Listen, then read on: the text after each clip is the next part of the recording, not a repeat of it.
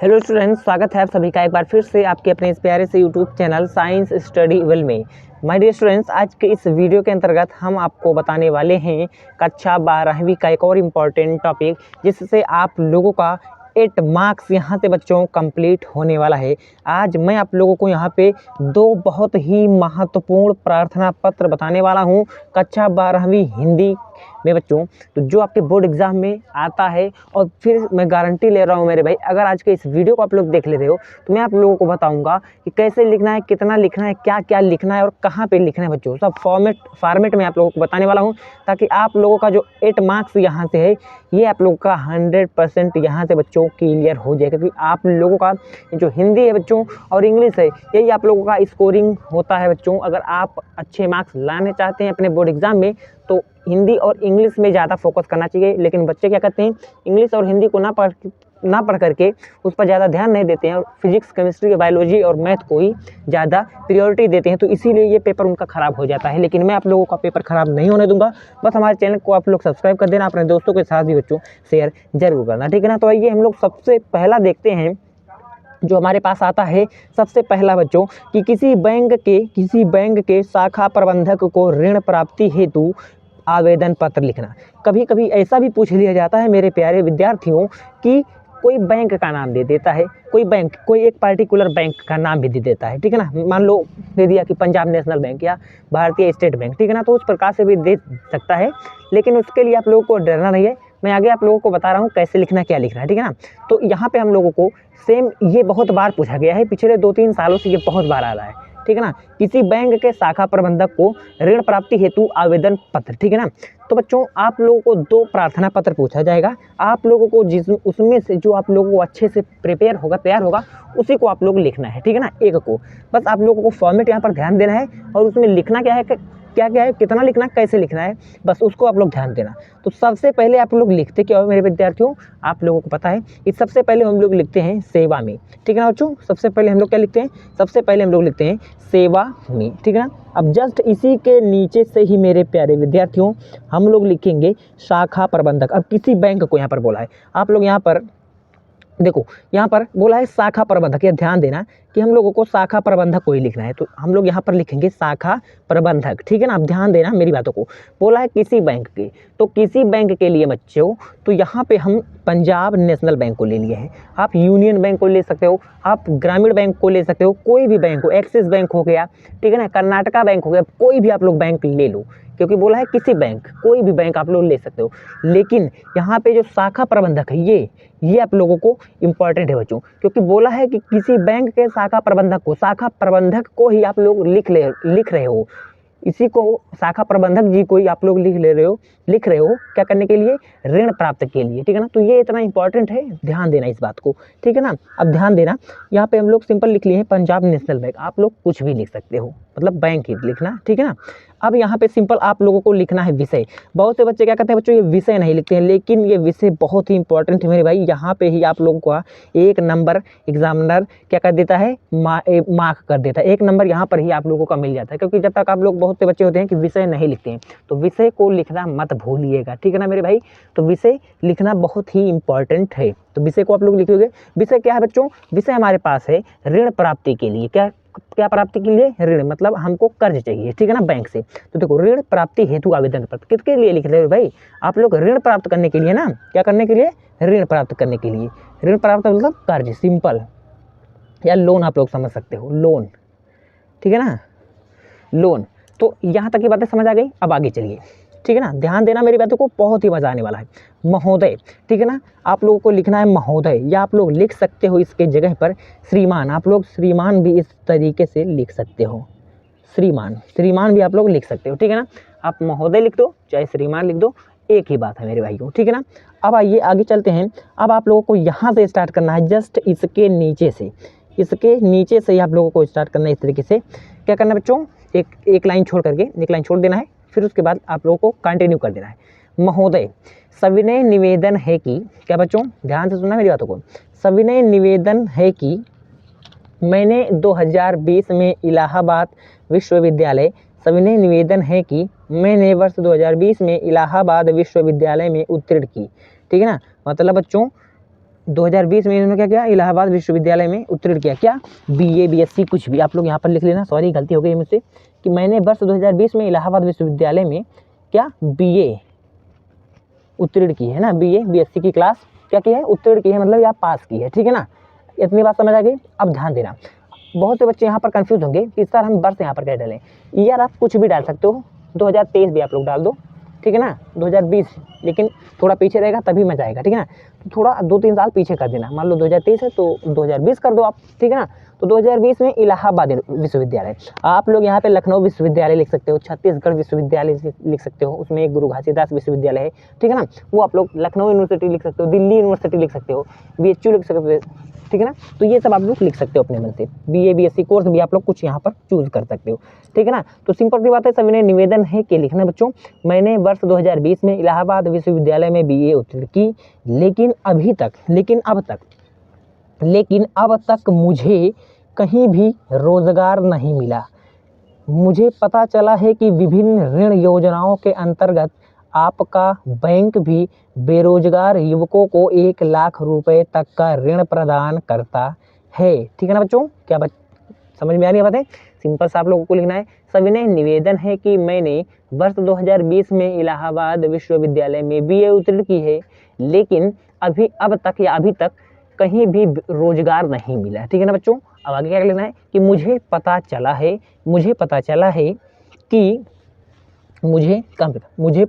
कि विभिन्न ऋण योजनाओं के अंतर्गत आपका बैंक भी बेरोजगार युवकों को 1 लाख रुपए तक का, ठीक है ना। अब यहाँ पे केवल ये बोला है मेरे प्यारे छात्रों कि ऋण प्राप्त करना है। आप लोग 50,000 लिख सकते हो, यहाँ पे 1 लाख लिख सकते हो, 2 लाख लिख सकते हो, कुछ भी लिख सकते हो।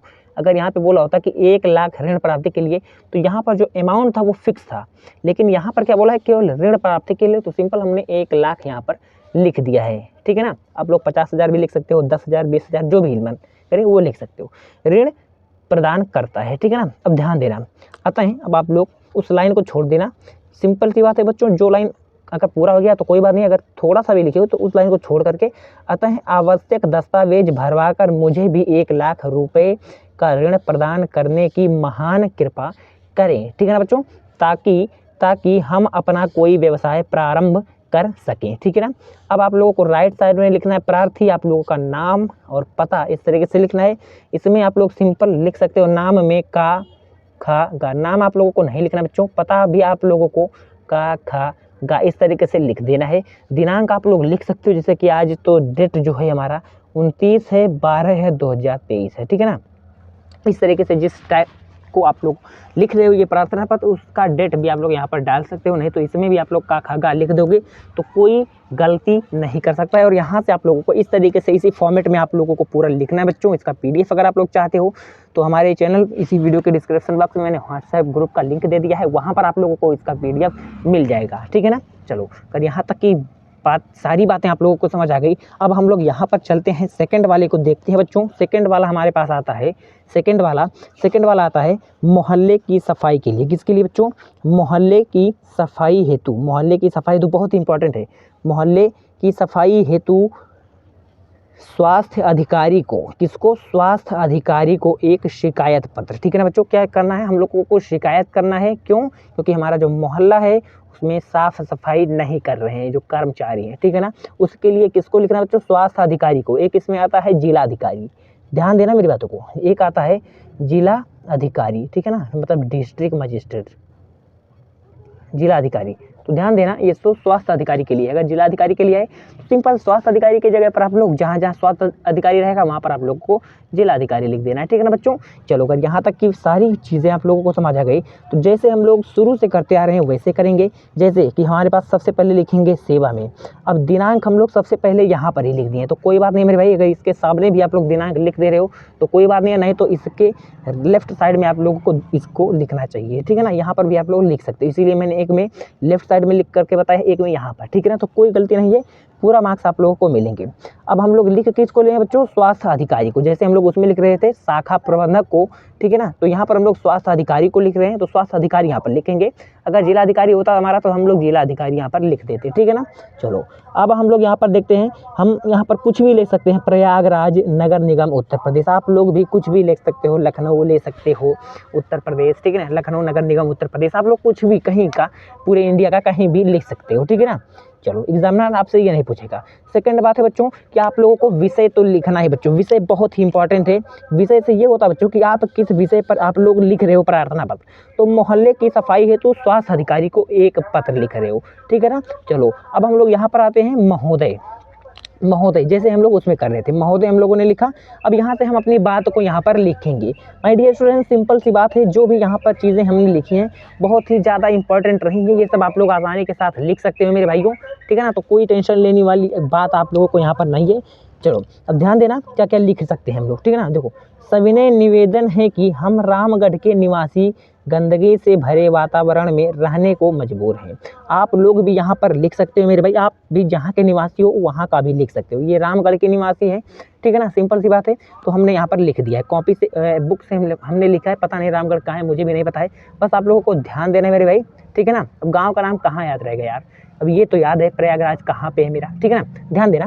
तो ये आप लोग अपने गांव का भी नाम लिख सकते हो, और यहाँ पे आप लोग जिस शहर से हो आप लोग वहाँ से, जैसे आप लोग लखनऊ में हो तो लखनऊ में कोई एरिया होगा, आप लोग इसको यहाँ पर लिखोगे, यहाँ पर लिखोगे लखनऊ नगर निगम उत्तर प्रदेश, ठीक है ना।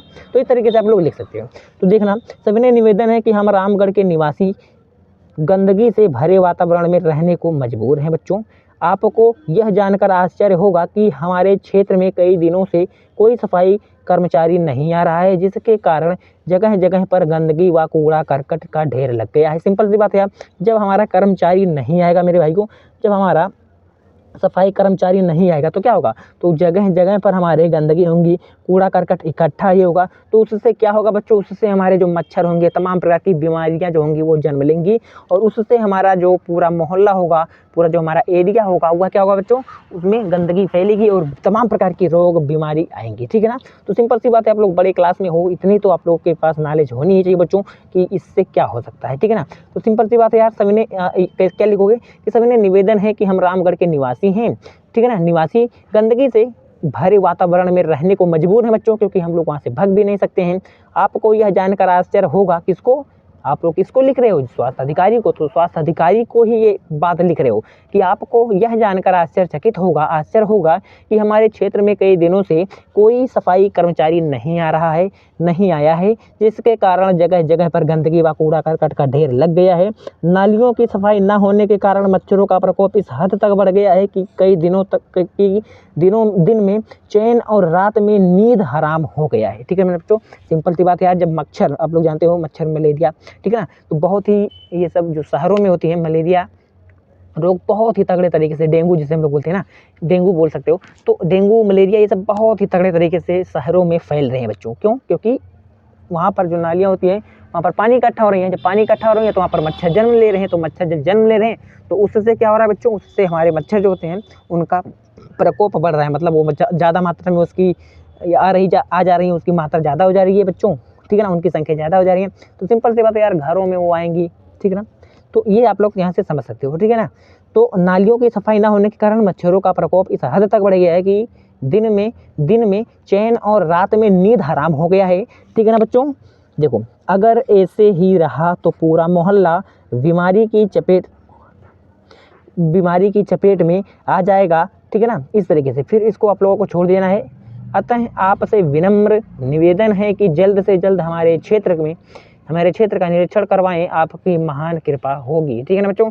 यहाँ पे आप लोगों को राइट साइड में लिखना है समस्त निवासीगण शहर आप लोगों को लिख देना प्रयागराज, क्योंकि सिंपल सी बात है प्रयागराज ही है।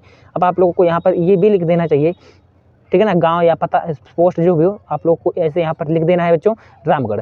अब यहाँ पे आप लोगों को लिख देना है धन्यवाद, यहाँ पर भी आप लोग लिख सकते हो दिनांक, यहाँ पर भी आप लोग लिख सकते हो, और धन्यवाद को आप लोग थोड़ा सा नीचे करके लिख सकते हो, ठीक है ना।